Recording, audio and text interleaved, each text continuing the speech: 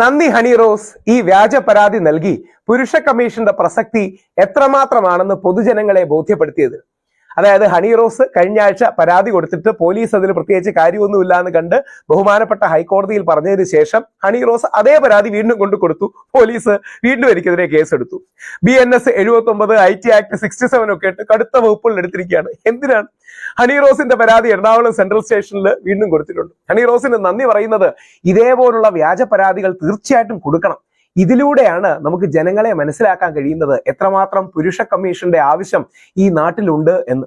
അതായത് നിങ്ങൾ ഓരോരുത്തരും ഓർക്കണം, കഴിഞ്ഞ ആഴ്ച ബഹുമാനപ്പെട്ട ഹൈക്കോടതി അതായത് ഈ കേസിന്റെ കാര്യത്തിൽ ഹൈക്കോടതിയിൽ സബ്മിഷൻ വന്നു. പോലീസ് അന്വേഷിച്ചുകൊണ്ടിരിക്കുകയാണെന്ന് പറഞ്ഞു. പോലീസ് പറഞ്ഞു പ്രത്യേകിച്ച് അങ്ങനെ ഇൻഗ്രീഡിയന്റ് ഇല്ല, എല്ലാ മാധ്യമങ്ങളും റിപ്പോർട്ട് ചെയ്തു, വേണമെങ്കിൽ ഹണി റോസ് കോടതി വഴി സമീപിക്കണമെന്നൊക്കെ. പെട്ടെന്ന് മാറി അതേ പരാതി വീണ്ടും കൊടുത്തപ്പോൾ പോലീസ് കേസെടുക്കുകയും ചെയ്തു. നമ്മുടെ നാട്ടിലെ അവസ്ഥ ഇത്രയൊക്കെ ഉള്ളൂ. ഇനി പോലീസുകാരുടെ മനസ്സെന്താണെന്ന് പറയട്ടെ. ആ ഹണി റോസ് വീണ്ടും പരാതിയായി വന്നിട്ടുണ്ട്, അത് നമ്മൾ പരാതി ഒന്നും എടുത്തില്ലെങ്കിൽ, രാഹുൽ ഈശ്വറിനെതിരെ കേസ് എടുത്തില്ലെങ്കിൽ അവൾ നമുക്കെതിരെ പരാതി കൊടുക്കും, അന്ന് അവനെതിരെ ഒരു കേസ് എടുക്കുക, അവൻ കോടതിയിൽ പോയി ഫൈറ്റ് ചെയ്യട്ടെ.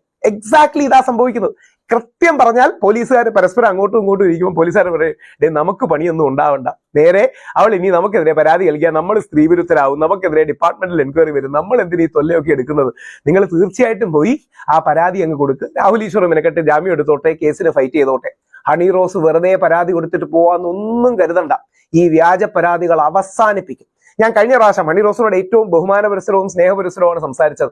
ഹണി റോസും ബോച്ചയും എല്ലാം പുതിയൊരു അധ്യായം തുടങ്ങട്ടെ, ജീവിതത്തിൽ പോസിറ്റീവായി മാറട്ടെ എന്ന് പറഞ്ഞ് രണ്ടുപേരെ അഭിനന്ദിച്ച് രണ്ടുപേർക്കും പോസിറ്റീവായ വീഡിയോ ഒക്കെ ഇട്ടിരുന്നു. അപ്പോൾ ഹണി റോസ് വീണ്ടും കൊടുക്കുന്നത് എന്തുകൊണ്ടാണ്? ഹണി റോസ് അങ്ങനെ വ്യാജ പരാതി കൊടുത്താലും ഹണി റോസിനെ ഒന്നും ചെയ്യാൻ പറ്റില്ല എന്ന ധാർഷ്ട്യം, അഹങ്കാരം ഉള്ളതുകൊണ്ടല്ലേ ഹണി റോസ് അങ്ങനെ ചെയ്യുന്നത്. ആ അഹങ്കാരം നമുക്കങ്ങ് ശമിപ്പിക്കാം. ഹണി റോസിനെതിരെ ഞാൻ 10 കോടി രൂപയ്ക്ക് വക്കീൽ നോട്ടീസ് അയച്ചിട്ടുണ്ട്. ഓൾറെഡി എല്ലാം പ്രിപ്പയർഡ് ആയി, എറണാകുളത്ത് നിന്ന് വരുന്നുണ്ട്. അതോടൊപ്പം ക്രിമിനൽ ഡിഫമേഷൻ, എനിക്കെതിരെ ക്രിമിനൽ ഡിഫമേഷൻ, ഞാൻ മുമ്പ് ഓർഗനൈസ്ഡ് ക്രൈമിന്റെ ഭാഗമാണെന്നൊക്കെ പറഞ്ഞ ക്രിമിനൽ ഡിഫമേഷൻ പോസ്റ്റ് ഹണി റോസിന്റെ ഇൻസ്റ്റാഗ്രാമിലടക്കം ഹണി റോസ് ഇട്ടിരുന്നു. ഇതെന്തായാലും വ്യാജ പരാതിയാണല്ലോ, ഒബ്വിയസ്ലി വ്യാജ പരാതിയാണല്ലോ. ഞാൻ ഏതെങ്കിലും ഓർഗനൈസ്ഡ് ക്രൈമിന്റെ ഭാഗമാണെന്ന് പോലീസോ മറ്റും റിപ്പോർട്ടൊന്നും നൽകിയിട്ടില്ല. അതുകൊണ്ട് ആ ഓർഗനൈസ്ഡ് ക്രൈമിന്റെ ഭാഗമാണെന്നൊക്കെ പറഞ്ഞ് ഹണി റോസ് ഇട്ട സാധനം എടുത്തുകൊണ്ട് ഞാൻ പോലീസിന്റെ ഹണി റോസിന്റെ ആ പോസ്റ്റ് എടുക്കുകയാണെ. ഹണി റോസിന്റെ പോസ്റ്റ് എടുത്തിട്ട് അതെടുത്തോണ്ടിരിക്കുക. ഈ സാധനത്തിന് രാഹുൽ ഈശ്വർ മാപ്പ് അർഹിക്കുന്നില്ല എന്നൊക്കെ പറഞ്ഞ് ഓർഗനൈസ്ഡ് ക്രൈം എന്നൊക്കെ മെൻഷൻ ചെയ്ത് ഹണി റോസ് ഇട്ടിരിക്കുന്ന ഇൻസ്റ്റാഗ്രാം പോസ്റ്റാണ്. അപ്പൊ ഇതൊക്കെ എടുത്ത് ആ ഓർഗനൈസ്ഡ് ക്രൈമിന്റെ ഭാഗമാണ് ഞാനെന്ന് ഹണി റോസ് പറഞ്ഞതിന് ഹണി റോസിനെതിരെ ഞാൻ ക്രിമിനൽ ഡിഫമേഷൻ ഫയൽ ചെയ്യുകയും ഹണി റോസ് അടക്കമുള്ള ഈ വ്യാജ പരാതി കൊടുക്കുന്നവർക്ക് നല്ലൊരു പാഠം പഠിക്കുകയും ചെയ്യും. നമ്മൾ പുരുഷന്മാർ ഇത് അവസാനിപ്പിക്കണം. ഇന്നല്ലെങ്കിൽ നാളെ നമുക്ക് എല്ലാം എതിരെ ഇതേപോലെ വ്യാജ പരാതി വരും, വ്യാജ അലിഗേഷൻസ് വരും. പെണ്ണ് കൊണ്ടു കൊടുത്താൽ എന്ത് കേസും പോലീസുകാരെടുക്കും. ഇല്ലെങ്കിൽ പോലീസുകാർക്ക് പേടിയാണ്, അവർക്കെതിരെ എന്തെങ്കിലും നടപടി വരുമോ, അവർക്കെതിരെ പരാമർശം വരുമോ. പോലീസുകാർ റിസ്ക് ഉണ്ടാക്കാതിരിക്കാൻ വേണ്ടിയാണ് എനിക്കെതിരെ അടക്കമുള്ള ആൾക്കാർ കേസെടുക്കുന്നത്. അപ്പോൾ ഇതിനെതിരെ ശക്തമായ നിലപാട് വേണം, നടപടി വേണം. നമ്മളെ സപ്പോർട്ട് ചെയ്യാൻ ഒരു യുവജന കമ്മീഷനും വരില്ല, ഒരു വനിതാ കമ്മീഷനും വരില്ല, സർക്കാരിന്റെ ഒരു സംവിധാനവും വരില്ല.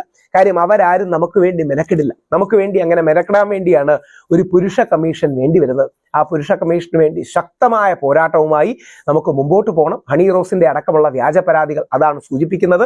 ഈ വരുന്ന ഫെബ്രുവരി 7-ാം തീയതി, അതായത് ഫെബ്രുവരി 1 7-ാം തീയതി നിയമസഭ വീണ്ടും കൂടുമ്പോൾ ഒരുപക്ഷെ ആ സ്വകാര്യ ബില്ല് അവതരിപ്പിക്കാനുള്ള അനുമതി കൂടെ കിട്ടാൻ എൽദോസ് MLA സാധ്യതയുണ്ട്. നിങ്ങളുടെ എല്ലാ MLA-മാരെയും MP-മാരെയും വിളിച്ചു പറയണം, ഇതേപോലത്തുള്ള വ്യാജ പരാതി നമ്മളായിട്ട് അവസാനിപ്പിക്കണം. കേരളത്തിൽ നിന്ന് തുടങ്ങുന്ന മാതൃക ഇന്ത്യയിലേക്ക് മുഴുവൻ എത്തിക്കുകയും ചെയ്യണം.